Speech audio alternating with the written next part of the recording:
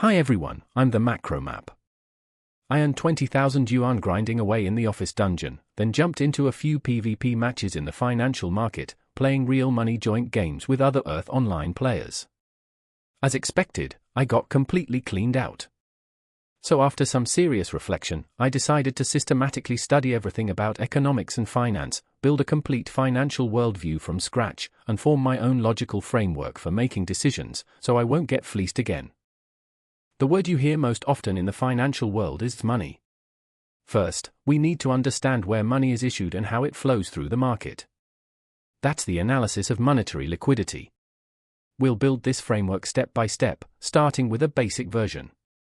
It includes for entities, the central bank, responsible for issuing and regulating money, commercial banks, which channel money into the real economy, and households and businesses, which use that money for production, investment, and consumption. Now let's add some detail to each entity through a few examples. First, the central bank and commercial banks. When I deposit 10,000 yuan into a bank, on the bank's balance sheet, that money goes into the vault cash account on the asset side. At the same time, on the liability side, under liabilities to non-financial institutions and households, the item personal deposits increases by 10,000. In this balance sheet, assets always equal liabilities. So depositing 10,000 yuan gives the bank an extra 10,000 in vault cash and an extra 10,000 in debt. Second example, a foreign traveler wants to spend money domestically, so he needs to deposit the cash he brought. When he brings foreign currency to the bank and exchanges it for local currency, the bank receives the foreign currency and converts it at the exchange rate into an equivalent amount of local currency. At that point, the bank's assets include 3,000 in vault cash and 1,000 in foreign currency, hypothetical numbers.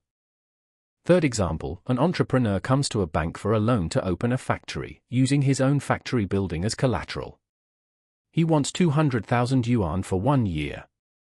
But the bank doesn't have enough cash on hand and doesn't want to lose the client.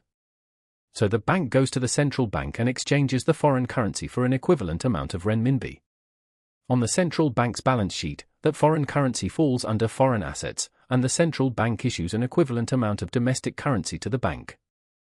As a side note, the central bank regularly publishes its balance sheet data on its official website. Based on January 2025 data, the central bank's foreign exchange accounts stand at 21,933.018 billion yuan. Foreign assets also include monetary gold. According to January 2015 data, the central bank's monetary gold was 431.753 billion yuan. Since last November, it has been increasing gold holdings for 4 consecutive months. There are also other foreign assets like SDRSS, AMF, Arab Monetary Fund, and reserve positions, all categorized under other foreign assets. Back to the example, the bank still doesn't have enough funds to issue the loan. The central bank also conducts reverse repo operations with government bonds. The bank can temporarily sell its government bonds to the central bank, agreeing to buy them back with interest after 7 days.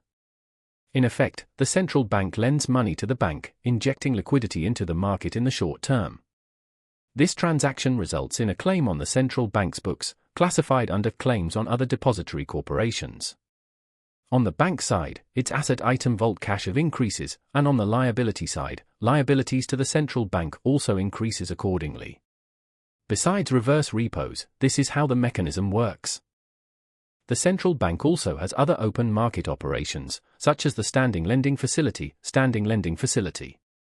Banks pledge their securities to the central bank in exchange for loan, typically with maturities of 1 day, 7 days, or 30 days, to address short-term liquidity issues. The interest rates on these loans are relatively high.